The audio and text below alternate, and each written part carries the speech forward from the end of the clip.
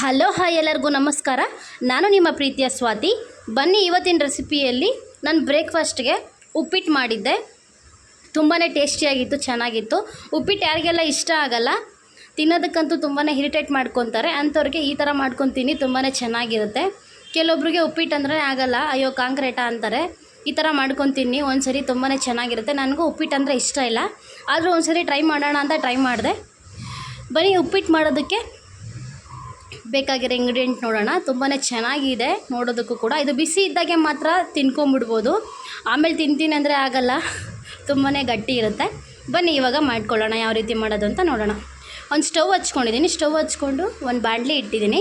ಬಾಣಲಿ ಇಟ್ಟಾದಮೇಲೆ ಸ್ವಲ್ಪ ಎಣ್ಣೆ ಹಾಕ್ಬಿಟ್ಟು ಅದ್ರ ಮೇಲೆ ರವೆ ಹಾಕಿದ್ದೀನಿ. ನೀವು ಬನ್ಸಿ ರವೆನೂ ಕೂಡ ಹಾಕೋಬೋದು. ನಾನು ಸಣ್ಣ ರವೆ ಹಾಕ್ಕೊಂಡಿದ್ದೀನಿ, ಮೀಡಿಯಮ್ ಆಗಿರೋದು.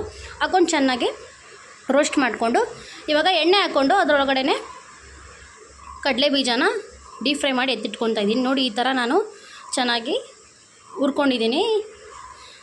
ರವೆನ ಏನಿತ್ತು ಆ ರವೆನ ಹುರ್ಕೊಂಡಿದ್ದೀನಿ. ಈ ಥರ ಯಾವುದರಲ್ಲಿ ನಾವು ಕಡಲೆ ಬೀಜ ಕಡಲೆಬೇಳೆನ ತೆಗ್ದಿದ್ವಿ ಅದರಲ್ಲೇ ಜೀರಿಗೆ, ಮೆಣಸಿನ್ಕಾಯಿ, ಸಾಸಿವೆ, ಈರುಳ್ಳಿ ಹಾಕಿ ಚೆನ್ನಾಗಿ ಫ್ರೈ ಮಾಡ್ಕೊಳ್ಳೋಣ.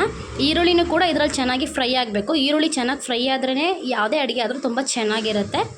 ಯಾರೆಲ್ಲ ನನ್ನ ಚಾನಲ್ ನೋಡ್ತಾ ಇದ್ದೀರಾ ದಯವಿಟ್ಟು ಸಬ್ಸ್ಕ್ರೈಬ್ ಮಾಡ್ಕೊಂಡು ನೋಡಿ. ಹಂಗೆ ಒಂದು ಮಿಕ್ಸ್ ಕೊಟ್ಟಾದ್ಮೇಲೆ ಸ್ವಲ್ಪ ಉಪ್ಪು ಹಾಕ್ಕೊಂಡು ಅರಿಶಿನ ಪುಡಿ ಹಾಕ್ಕೊಂಡು ಚೆನ್ನಾಗಿ ಮಿಕ್ಸ್ ಮಾಡಿ ಅದೆಲ್ಲ ಚೆನ್ನಾಗಿ ರೋಸ್ಟ್ ಆದಮೇಲೆ ಟೊಮೊಟೊ ಹಾಕ್ತಾಯಿದ್ದೀನಿ. ಟೊಮೊಟೊ ಹಾಕಾದ್ಮೇಲೆ ಚೆನ್ನಾಗಿ ಮಿಕ್ಸ್ ಮಾಡ್ಕೊಳ್ಳೋಣ. ಉಪ್ಪಿಟ್ಟೂ ಅಷ್ಟೇ ತುಂಬ ಜನ ಇಷ್ಟಪಡಲ್ಲ. ಮಕ್ಕಳಿಗೆ ಉಪ್ಪಿಟ್ಟು ಅಂದರೆ ಸ್ವಲ್ಪ ತಿನ್ಬೋದು, ಚಿಕ್ಕ ಮಕ್ಕಳಿಗೆಲ್ಲ ಚೆನ್ನಾಗಿರುತ್ತೆ.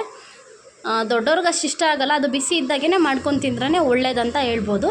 ಹೀಗೆ ಟೊಮೊಟೊ ಎಲ್ಲ ಚೆನ್ನಾಗಿ ಫ್ರೈ ಆದಮೇಲೆ ಅರಿಶಿನ ಪುಡಿ, ಟೊಮೊಟೊ ಅದೆಲ್ಲ ನೀಟಾಗಿ ಫ್ರೈ ಆದಮೇಲೆ ನೀರು ಹಾಕ್ತಾಯಿದ್ದೀನಿ. ನೀರನ್ನ ನೋಡ್ಕೊಂಡು ಹಾಕ್ಕೊಳ್ಳಿ. ನೋಡಿ ಈ ಥರ ನೀರು ಹಾಕಾದ್ಮೇಲೆ ಉಪ್ಪು ಖಾರ ನೋಡ್ಕೊಳ್ಳಿ. ನೀರು ಚೆನ್ನಾಗಿ ಬೇಯಬೇಕು. ಅದು ಚೆನ್ನಾಗಿ ಬೆಂದಾದಮೇಲೆ ನೋಡಿ ಈ ಥರ ಬೇಯೋ ಟೈಮಲ್ಲಿ ನಾವೇನು ರೋಸ್ಟ್ ಮಾಡಿ ಇಟ್ಕೊಂಡಿದ್ವಿ ನೋಡಿ ರವೆನ, ಅದು ಇದ್ರ ಜೊತೆಗೆ ಹಾಕಬೇಕು. ಅದು ನೀಟಾಗಿ ಮೆಲ್ಲಗೆ ಹಾಕಿದ್ರೇ ಚೆನ್ನಾಗಿ ಹಿಂಗೆ ತಿರ್ಗಿಸ್ಕೋಬೋದು. ಒಟ್ಟಿಗೆ ಹಾಕ್ಬಿಟ್ರೆ ಅದು ಗಟ್ಟಿ ಆಗಿಬಿಡುತ್ತೆ. ನೋಡಿ ಈ ರೀತಿ ಹಾಕ್ಕೊಂಡು ತಿರ್ಗಿಸ್ಕೋತಾ ಇರಬೇಕು. ಈ ಥರ ನೋಡಿ ಈ ಥರ ತಿರ್ಗಿಸ್ಕೊಂಡು ತುಂಬ ಚೆನ್ನಾಗಾಗಿದೆ. ನೋಡಿ ಈ ಥರ ಮಾಡ್ಕೊಂಡಿದ್ದೀನಿ. ಕೊನೆಯಲ್ಲಿ ಒಂದು ನಿಂಬೆಹಣ್ಣು ಹಾಕ್ಕೊತಾ ಇದ್ದೀನಿ. ಒಂದರಲ್ಲಿ ಹಾಫ್ ಕಟ್ ಮಾಡಿಕೊಂಡು ನಿಂಬೆಹಣ್ಣು ಹಾಕ್ಕೊತಾ ಇದ್ದೀನಿ. ನಿಂಬೆಹಣ್ಣು ಹಾಕಿದ್ರೆ ತುಂಬಾ ಚೆನ್ನಾಗಿರುತ್ತೆ. ಕೊನೆಗೆ ತೆಂಗಿನಕಾಯಿ ತುರಿ ಹಾಕಿದ್ದೀನಿ. ತೆಂಗಿನಕಾಯಿ ತುರಿ ಹಾಕಿದ್ರೆ ತುಂಬಾ ಟೇಸ್ಟಿಯಾಗಿರುತ್ತೆ, ಚೆನ್ನಾಗಿರುತ್ತೆ ಕೂಡ.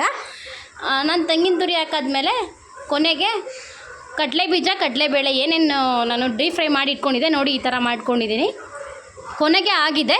ಇದೇ ರೀತಿ ನೀವು ಈ ಥರ ಮಾಡಿಕೊಂಡು ಕೊನೆಗೆ ಒಂದು ಸರ್ವಿಂಗ್ ಬೌಲ್ಗೆ ಹಾಕ್ಕೊಂಡಿದ್ದೀನಿ. ತುಂಬಾ ಚೆನ್ನಾಗಿದೆ. ಬಿಸಿ ಇದ್ದಾಗೆ ತಿನ್ಕೊಳ್ಳಿ. ನಾನು ಕೂಡ ಉಪ್ಪಿಟ್ಟು ತಿನ್ನಲ್ಲ, ಇವಾಗ ಟ್ರೈ ಮಾಡಿದ್ದೀನಿ, ತಿಂತೀನಿ. ಯಾವ ರೀತಿ ಬಂತು ಅಂತ ನೀವು ಕಮೆಂಟ್ಸ್ ಮೂಲಕ ತಿಳಿಸಿ. ತುಂಬಾ ಚೆನ್ನಾಗಿರುತ್ತೆ. ಬನ್ಸಿ ರವೆಲ್ಲೂ ಕೂಡ ಮಾಡ್ಕೊಬೋದು. ಇದೇ ರೀತಿ ಮಾಡ್ಕೊಳ್ಳಿ. ನನ್ನ ಚಾನಲ್ನ ಸಬ್ಸ್ಕ್ರೈಬ್ ಮಾಡಿಕೊಡಿ. ಯಾರ್ಯಾರೆಲ್ಲ ನೋಡ್ತಾ ಇದ್ದೀರಾ ದಯವಿಟ್ಟು ಸಪೋರ್ಟ್ ಮಾಡಿ. ನಿಮ್ಮ ಸಪೋರ್ಟು ನನಗೆ ಬೇಕಾಗಿದೆ. ಇದೇ ರೀತಿ ನನ್ನ ಚಾನಲ್ಗೆ ಸಪೋರ್ಟ್ ಕೊಡ್ತಾಯಿರಿ. ಲೈಕ್ ಮಾಡಿ, ಶೇರ್ ಮಾಡಿ, ಕಮೆಂಟ್ ಮಾಡಿ, ಸಬ್ಸ್ಕ್ರೈಬ್ ಮಾಡ್ಕೊಳ್ಳಿ. Thank you so much. Swathi ಮನೆ ಅಡುಗೆ ಚಾನಲ್ನ ಸಬ್ಸ್ಕ್ರೈಬ್ ಮಾಡ್ಕೊಳ್ಳಿ. ಬಾಯ್.